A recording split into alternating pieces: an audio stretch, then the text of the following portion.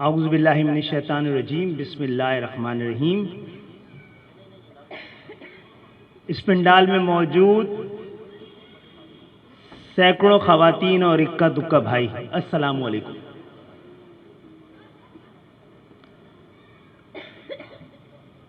میں مشکور ہوں خاص طور پہ ہماری ان خواتین مقررین کا بھی جو یہاں آئیں، اور خاص طور پہ میں بہت احسان مند ہوں محترمہ فاطمہ حسن صاحبہ کا کہ انہوں نے آج ہماری عزت افزائی کی اور یہاں پر موجود ہیں۔ آج یہاں پر تقریباً تمام مقررین نے یہ بات کی ہے کہ خواتین کو اختیار دیا جائے۔ ہم حکومت سے بھی یہ مطالبہ کرتے رہے ہیں، خواتین کے کوٹے کی بات بھی کرتے رہے ہیں۔ ہم بہت سارے لوگوں سے، خواتین بھی مرد بھی، خواتین کا اختیار، خواتین کی آزادی، خواتین کے لیے حقوق کی بات کرتے رہے ہیں اور کرتے بھی رہنا چاہیے، لیکن آج کی اس شام میں ہمیں اپنے طور پہ بھی کوئی اختیار خواتین کے سپرد کر ہی دینا چاہیے۔ اور اس کام سب سے پہلے خواتین خود کیوں نہیں کر لیتی؟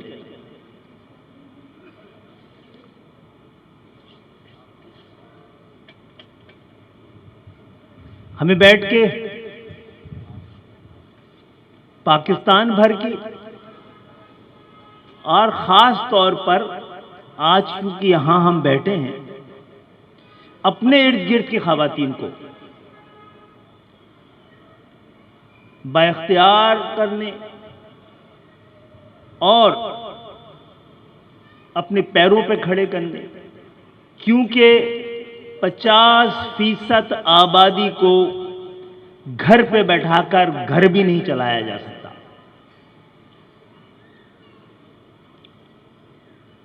لیکن میں جب 14 سال کی جلا وطنی کے بعد پاکستان آیا، مجھے موقع ملا اپنے مادر علمی سندھ میڈیکل کالج کی بس کو دیکھنے کا۔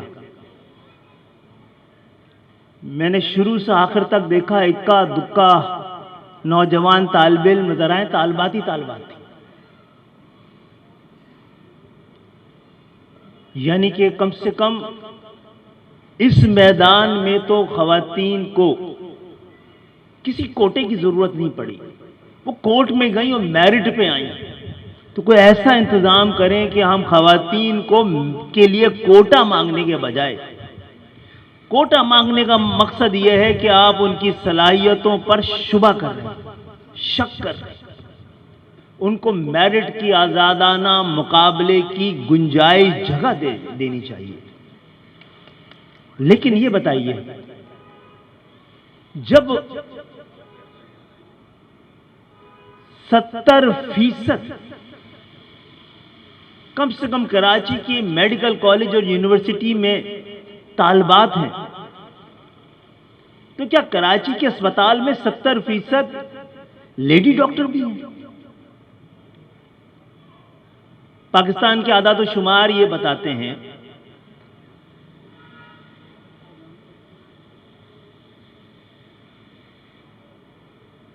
کہ گریجویشن کے بعد، ڈاکٹر بننے کے بعد 77% لیڈی ڈاکٹرز، خواتین پریکٹس ہی نہیں کرتی۔ تو کیا ہم ان کو جو میڈیکل کالج میں 5 سال کی مشقت کراتے ہیں، وہ بہو بننے کے لیے کرواتے ہیں، بیوی بننے کے لیے کرواتے ہیں؟ تو آج کے شوہر جو بیٹھے ہیں، کل چند ہی بیٹھے ہیں، میرا خیال ہے ساس بہت ساری بیٹھی ہیں، وہ بھی اختیار دینا یہ قومی فرض ہے۔ آج دنیا میں مذہب پہ بات کر رہا تھا، میں نے مذہب پہ بات کروں گا تو بڑے فتوے آ جائیں گے۔ آج کرسچن عورت اپنے عقیدے کو چھوڑنے کے بعد ترقی کی راہ پہ چل رہی ہے۔ آج ہندو عورت اپنے مذہب کو ایک طرف رکھنے کے بعد ترقی کی راہ پہ چل رہی ہے، اور ہم وہ بد نصیب ہیں کہ اپنے دین کو ایک طرف رکھنے کے بعد، اپنے جو دین کو ایک طرف رکھنے کے بعد ہم پیچھے سے پیچھے ہوتے چلے جا رہے ہیں، کیونکہ ہمارا عقیدہ کسی بھی وجہ سے، شاید اس وجہ سے کہ ہم ہزاروں سال ہندو معاشرے میں رہے اور سینکڑوں سال کرسچنوں کے غلام رہے، تو ان عورت کے متعلق، خاص طور پہ خواتین کے متعلق، ان دونوں مذاہب کا ملغوبہ اب ہم نے اسلام کا خواتین کے بارے میں جو بیانیہ ہے اور عقیدہ ہے وہ بنا لیا ہے، جبکہ ہرگز قرآن میں، ہرگز حدیث میں، رسول اللہ کی زندگی میں وہ مقام اور وہ عقیدہ نظر نہیں آتا جس کو کہ ہم نے اپنایا ہوا ہے۔ اس پہ کبھی اور بات کریں گے، لیکن یہ بڑا ضروری ہے۔ عورت کو آزادی لینی کس سے؟ کسی دانشور نے کہا تھا کہ آزاد انسان کی تاریخ کبھی اتفاق سے نہیں لکھی گئی بلکہ انتخاب سے لکھی گئی۔ انسانی آزادی بائی چانس نہیں ہے، بائی چوائس ہے، اور یہ چوائس ہمیشہ انسان کی اپنی رہی ہے۔ آپ ایک بار فیصلہ کر لیں اپنی آزادی کا، اختیار کا، کوئی آپ کو روک نہیں سکتا۔ دیکھ لیجئے آج کے دن، سوچیں، گھر جائیں، واپس ایم کیو کے پاس آئیں، بتائیے ہم اس حوالے سے آپ کے کیسے کام آ سکتے ہیں۔ پہلے ایک عورت دوسری عورت کے ساتھ مقابلہ کرنا چھوڑ دے، چاہے اسٹیج پہ بیٹھے میں ہوں، سامنے بیٹھی ہوئی ہوں، ایم کیو ایم میں ہوں، تعلیمی اداروں میں ہوں، آپ کا ایک دوسرے سے مقابلہ نہیں ہے۔ اگر آپ کا حق کسی اور نے پہلے بہو ساس کو اور ساس بہو کو تو اختیار دے دے، پھر آپ کے اختیار کو کوئی روک ٹوک نہیں کر سکتا۔ جب ہم آپ میں سے کسی کو ایم پی اے، ایم این اے، سینیٹر بنائیں تو دوسرے کھڑے ہو کے تالی بجائیں، اعتراض نہ کریں، پھر دیکھیے کہ آپ کے پاس اختیار کیسے آتا ہے۔ بہت لمبی جد و جہد ہے اس پاکستان کے معاشرے کے لیے، مختارہ مائی سے لے کے با اختیار عورت تک بہت لمبا سفر کرنا ہے۔ ہم اس سفر میں آپ کے ساتھ ہیں، ان مشکلات میں آپ کا ساتھ دینا شروع کر دیں۔ جیسے کہ میں کہہ رہا تھا کہ انسانی آزادی بائی چوائس ہے، بائی چانس نہیں ہے، اور یہ چوائس ہمیشہ انسان کی رہی ہے، یہ انتخاب ہمیشہ انسان کا رہا ہے۔ سچائی منزل بھی ہے اور منزل تک پہنچنے کا راستہ بھی، اس لیے سچائی کی تلاش اور جستجو بھی سچی ہونی چاہیے۔ اب مجھے نہیں پتا کیا سچائی ہے، لیکن کہتے ہیں کہ انسان پہلے جانور تھا اور آخری وقتوں میں بنمانس، اور ایک مادہ بنمانس تھی جس نے یہ ہمت کی تھی، تاریخ اس کو لوسی کے نام سے یاد رکھتی، جس نے کھڑے ہو کر اور اپنے اگلے دو پیروں کو کھڑا کر کے درخت کی شاخ پکڑ کے اس پیر کو ہاتھ میں تبدیل کر دیا، پھر اسی ہاتھ میں قلم تھامے ہوئے لوسی کا سفر آج تک جاری ہے۔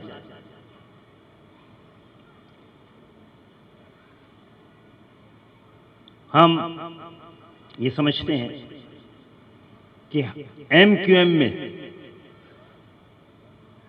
جب سے ہم نے جد و جہد شروع کی ہے، ہمارا ہراول دستہ کب ہوتا ہے؟ جو مشکل وقت میں سامنے آتا ہے۔ 92 کے آپریشن میں جب تمام بھائیوں کے لیے یہ حکم آیا کہ اس جبر کے سامنے ابھی کھڑا نہیں ہونا، اس طرح چھپ جانا ہے کہ نہ تازہ ہوا نہ سورج کی روشنی دیکھ پائے.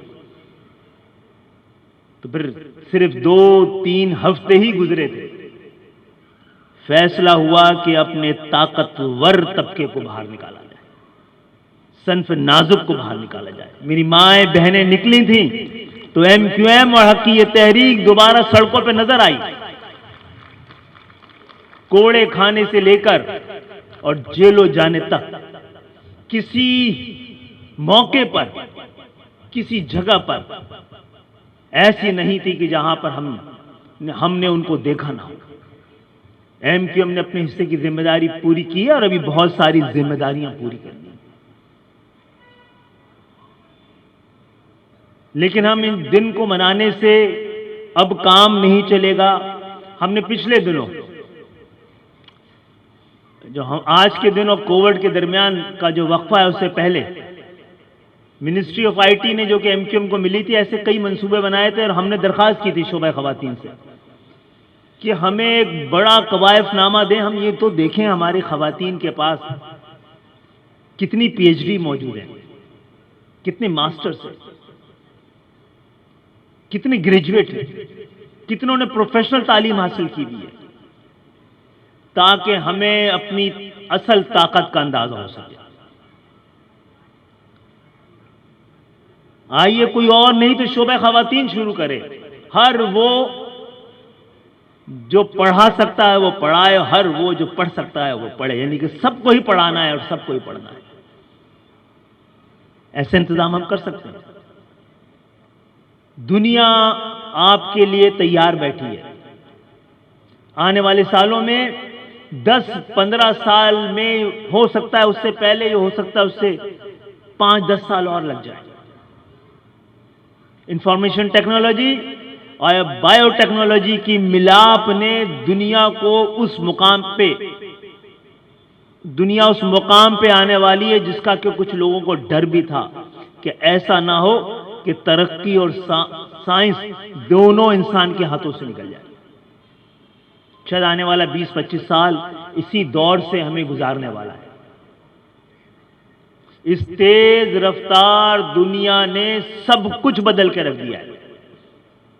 اگر کوئی نہیں بدلا تو وہ جس نے خود کو بدلنا نہیں چاہا، اور جو خود کو بدلنا ہی نہ چاہے تو اس کو بدلنے کا تو خدا بھی وعدہ نہیں رکھتا. جو خود کو بدلنے کا ارادہ نہ رکھتا ہو تو اس کو تو بدلنے کا خدا بھی وعدہ نہیں رکھتا. تو آئیے ایک بہتر، با اختیار اور مضبوط صنف نازک کے لیے آج کے دن ہم کوئی ارادہ تو کریں.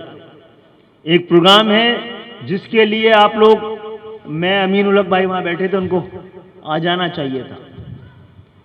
اس وقت سندھ کے شہری علاقوں کے بھائیوں پر بھی اور بہنوں پر بھی گزشتہ 15 سال سے تعلیم کے تمام دروازے بند ہیں. تو ہمیں اپرچونٹی کے دوسرے دروازے کھولنے پڑیں گے. اپنی بہنوں کو کشور بازی کے ہوتے ہوئے ایسا نہ ہو تو اور حیرانگی کی بات ہوگی. انٹرپرینورشپ کے لیے دنیا آپ کا انتظار کر رہی ہے. کم سے کم ایک گھر 1 لاکھ روپے، اس کی پورا ہم نے ایک ڈھانچہ بنایا تھا.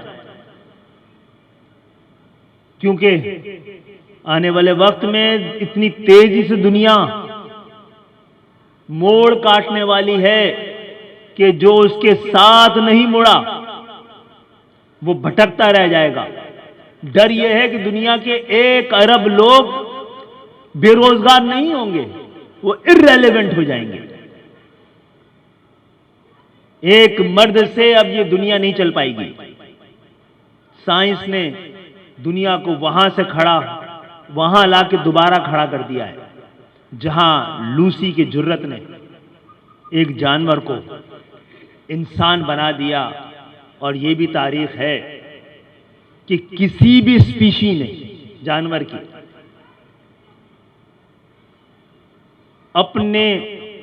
دوسری یعنی اپنے صنف نازک سے وہ سلوک نہیں کیا کسی بھی جو کہ انسان نے عورت کے ساتھ کیا، مرد نے عورت کے ساتھ کیا۔ اب ہمیں کیونکہ سندھ کے شہری علاقے ان کو ہی ماڈل بننا ہے، وہ پاکستان جو عالم اسلام کے لیے ماڈل تھا، بننا تھا، جو منڈی بن گیا، آپ کے آبا و اجداد کی امانت، اس امانت کو سنبھالنے کے لیے ایم کیو ایم کی پہلی ذمہ داری یہ ہے کہ صرف بانیان پاکستان کے بیٹوں کو نہیں، بیٹیوں کو بھی پاکستان سنبھالنے کے لیے تیار کریں۔ بہت بہت شکریہ۔